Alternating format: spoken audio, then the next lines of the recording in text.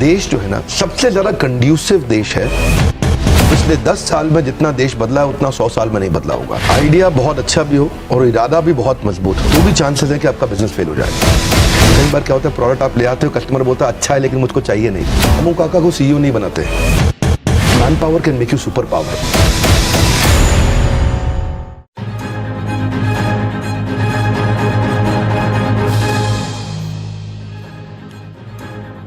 Hello and welcome to startup nation. आपके साथ मैं हूं विपिन भट्ट। स्टार्टअप नेशन के वीकेंड एडिशन में आपका स्वागत है। आज स्टार्टअप नेशन में आपके लिए कुछ स्पेशल है, कुछ खास। जाने माने motivational speaker, business leadership coach और बड़ा बिजनेस.com के फाउंडर विवेक बिंद्रा ने से हमने लिया है ढेर सारा स्टार्टअप ज्ञान। इस बातचीत को बहुत ध्यान से सुनिएगा क्योंकि इसमें हमारे स्टार्टअप गुरु ने बताए हैं एक सक्सेसफुल स्टार्टअप के सारे गुर। तो आप भी देखिए, सुनिए, समझिए और स्टार्टअप कीजिए।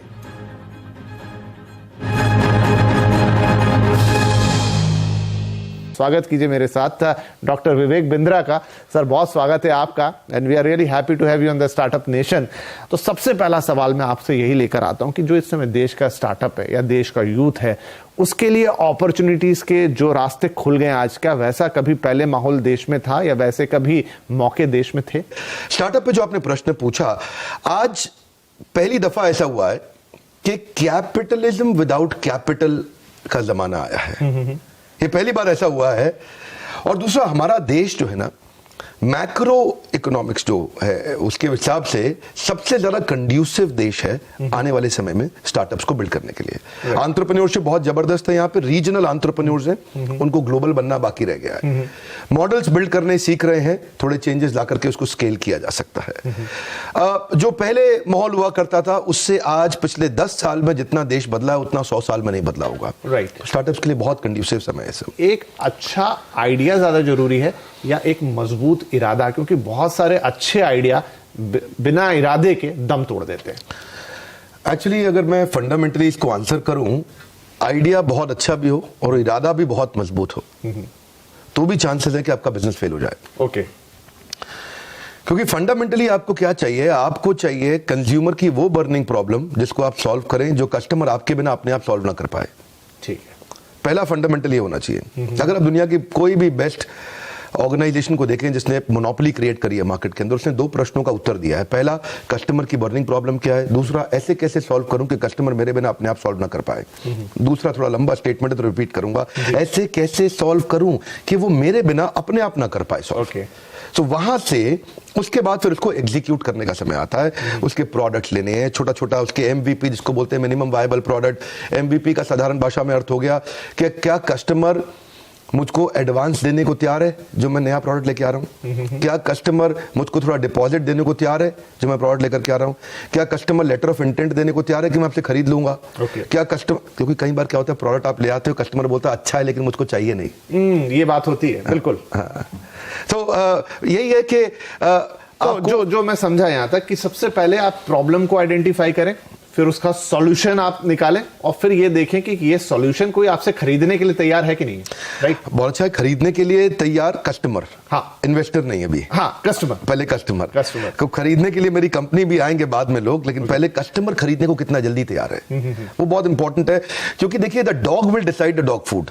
ओके। आपने बहुत अच्छा खाना बनाया, आपने कुकुर को, उस पशु को कहा भाई कुत्ता आ जाओ यार प्लीज खाओ इसको, बहुत अच्छा बनाया मैंने, बहुत पैसा लगाया इसमें, बहुत पौष्टिक है आपके लिए, बट द डॉग में से नहीं यार मेरे को पसंद नहीं है ये खाना। Let the dog decide the dog food. थोड़ा कठोर लगता है सुनने में पर बात बड़ी सरल है।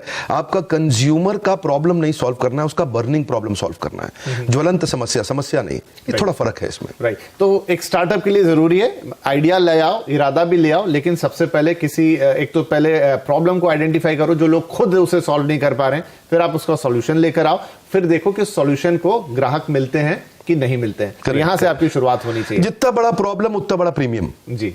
अगर आपको देखिए, प्रीमियम 2 प्रकार से है। या तो प्रॉफिट के आपको दृष्टिकोण से प्रीमियम मिल सकता है या मार्केट शेयर के। जितनी बड़ी प्रॉब्लम सॉल्व करेंगे उतना बड़ा प्रीमियम मिलेगा। इसको बोलते हैं हैसल प्रीमियम। फोकस वहीं करना है सारा। आपने तो वो मूवी देखी अक्षय कुमार की पैडमैन, वहां जाके अमेरिका में क्या बोला, माय कंट्री बिग प्रॉब्लम, वही है फाउंडेशन। ओके, ठीक है। तो चलिए, आप अगर स्टेज पर आ गए तो पहचानेंगे कैसे, कैसे अपने आप को वो टेस्टिंग वाटर में कैसे डालेंगे, कैसे करेंगे कि नहीं भाई ये जो मैं कर रहा हूं ये ठीक है, अब यहां से आगे बढ़ना चाहिए, वो कैसे खुद को आइडेंटिफाई कैसे करेंगे? 7-8 चीजों का ध्यान रखना पड़ता है इसमें। तो अगर कोई बिजनेस को मैं आपको लिटमस टेस्ट करना है, आपने कहा टेस्ट कैसे करें, आइडेंटिफाई कैसे करें, कैसे पहचाने, समझे कि मैं ठीक कर रहा हूं कि नहीं कर रहा। पहला, जो आप बर्निंग प्रॉब्लम सॉल्व कर रहे हैं कस्टमर की, वो सॉल्व करते वक्त कहीं आप वो तो नहीं कर रहे जो बाकी सब पहले से कर रहे थे। That's an important question, right? क्योंकि वहां से जब तक आपका कंज्यूमर एडवांटेज और कॉम्पिटिटिव एडवांटेज दोनों साथ साथ चलेंगे। कॉम्पिटिटिव एडवांटेज क्या है? आसपास को देख के। कंज्यूमर एडवांटेज क्या है? मेरे कस्टमर को बड़े ध्यान से देख के। तो पहला चीज तो ये है कि जो आप प्रॉब्लम सॉल्व कर रहे हैं, ऐसा नहीं कि वो आप सेम चीज कर रहे हो जो सब के सब कर रहे थे। दूसरा, जब आप करते हैं इसको सॉल्व करते वक्त आपको ये देखना है कि क्या मेरे बिजनेस में मैं कितनी जल्दी और किस क्वांटम पे पैसा वापस रिकवर कर पाऊंगा, जो मैं बेसिक इन्वेस्टमेंट इसके अंदर करने वाला हूं, जिसमें दो चीजें हैं, एक है नेगेटिव कैश फ्लो और दूसरा नेगेटिव मार्जिन। ओके, ये दोनों को संभालना जरूरी है, क्योंकि हम ना सर्वाइवरशिप बायस में फंस जाते हैं। आप लोग के न्यूज चैनल में, अखबारों में बहुत बढ़िया बढ़िया न्यूज आती है और उसमें जो सर्वाइव किए थे, ओयो, अक्सर सक्सेस स्टोरी आती है स्टोरी, और वो स्टोरी देख करके लगता है ये तो मैं भी कर लूंगा, ये तो बहुत आसान है।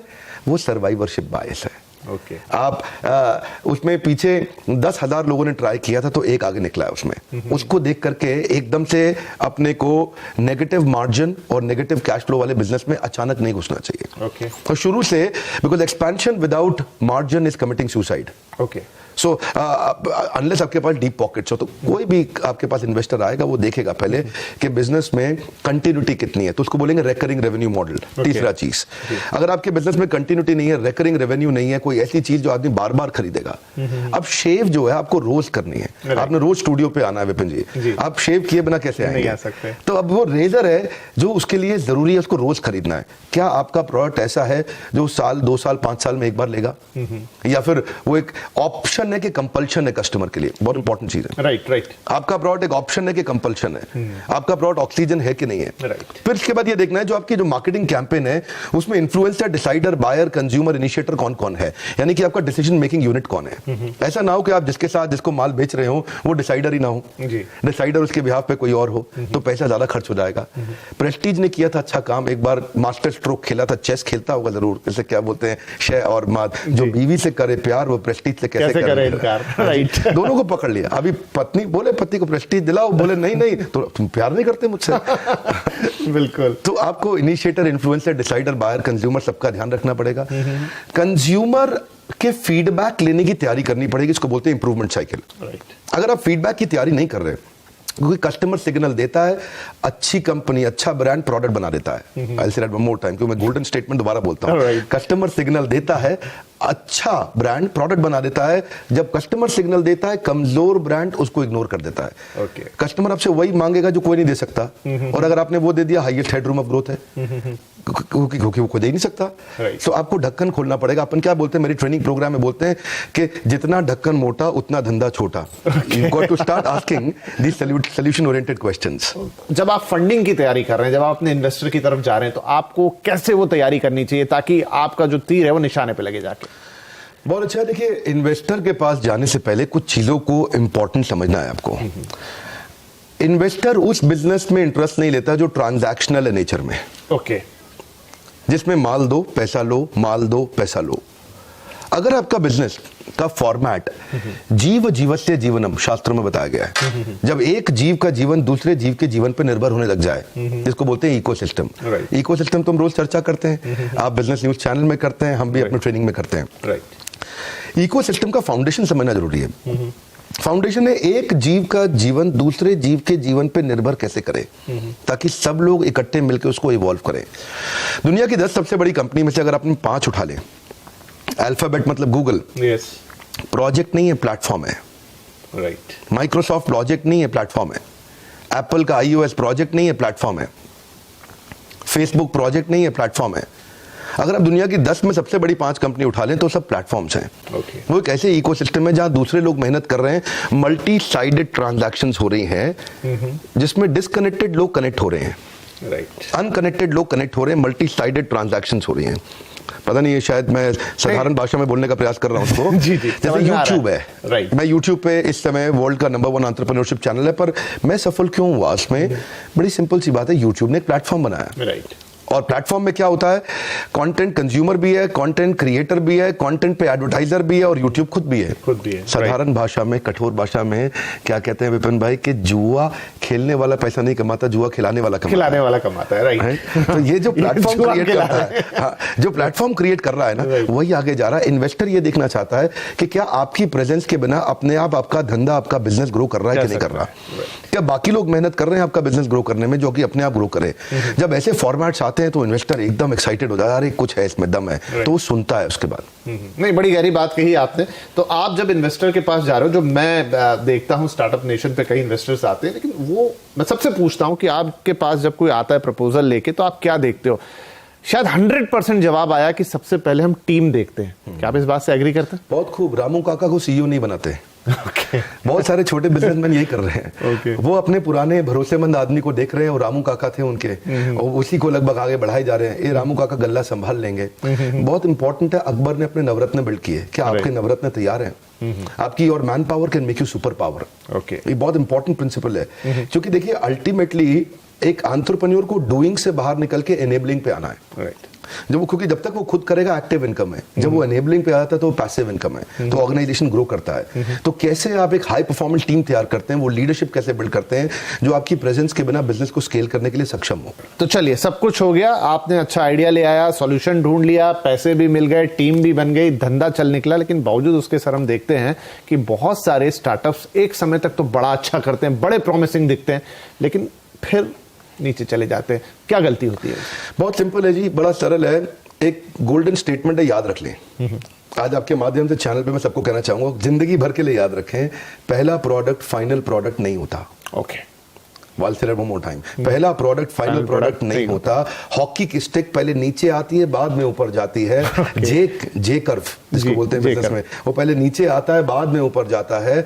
कोई भी बड़ा ब्रांड जहां से शुरू हुआ था, आज वही प्रोडक्ट नहीं बेच रहा, सब इवॉल्व कर चुके हैं। कोई भी मोबाइल ऐप जो बढ़िया है, वो जो पहले आपने करी थी, उसके बाद कई नए वर्जन आ चुके हैं। इसको बोलते हैं इंप्रूवमेंट साइकिल। 3 प्रश्न चाहिए आपको, what went well, what went wrong, what could be improved. WCBI। क्या अच्छा हुआ, what went well, what went wrong, what could be improved. क्या अच्छा, देखिए दो जो अच्छा बुरा हुआ पीछे देख लिया, अभी क्या चेंज ला सकते हैं, इसको अपन बोलते हैं NNB positive, next new better. Okay, आपका ब्लड ग्रुप क्या है? मेरा बी पॉजिटिव। मेरा है NNB positive. Okay, NNB positive क्या है? Next new better. अपनी टीम को बार बार पूछना है आपस में बैठ के, आओ बैठो, अभी क्या नेक्स्ट करें, क्या न्यू करें, क्या बेटर करें। इसका मंथन करना जरूरी है। महीने में एक दिन तो आपको बैठना ही पड़ेगा कि कस्टमर के सारे टच पॉइंट्स आइडेंटिफाई कर लो। कंज्यूमर किधर से फीडबैक दे रहा है, उन सबको इकट्ठा करो, और next new better, what could be improved, इस पे क्वेश्चन करो। कई बार यहीं से प्रोडक्ट बन के निकल के आएगा। प्रोडक्ट कंपटीशन को देख के नहीं बनाते, कस्टमर के सिग्नल को देख के बनाते हैं। कस्टमर क्या फीडबैक दे रहा है, फीडबैक को फीड फॉरवर्ड में कन्वर्ट करना है। Complain is a gift, catch it. Golden statement क्या है? Complain is a gift, catch it. आपको ये मानना ही पड़ेगा, आपका प्रश्न को मैं समराइज करता हूं उत्तर को मैं, कि मानना ही पड़ेगा कि बिजनेस में प्रॉब्लम आएगी। बिजनेस फेल होएगा क्योंकि पहला प्रोडक्ट फाइनल नहीं होता। तो इसलिए पहले पायलट एक्सपेरिमेंटेशन करिए, स्केल अप नहीं करिए, बिकॉज स्केल किल्स। राइट, एकदम स्केल नहीं करना कभी भी, स्केल किल्स। एकदम पट पट पट पट बिजनेस बड़ा करें। बड़ा बिजनेस में पहले बिजनेस खड़ा करेंगे, बाद में बड़ा करेंगे। हम आपका शुक्रिया कहेंगे, बहुत बहुत शुक्रिया कि आप स्टार्टअप नेशन में आए, आज हमारे स्टार्टअप गुरु बन के, और इस खास स्पेशल एपिसोड में आपने हमारी जो यंग एस्पिरेंट जनता है देश की, जो स्टार्टअप करना चाहती है, कुछ बड़ा करना चाहती है, उनको एक मजबूत इरादा दिया। बहुत बहुत शुक्रिया हमसे बातचीत करने।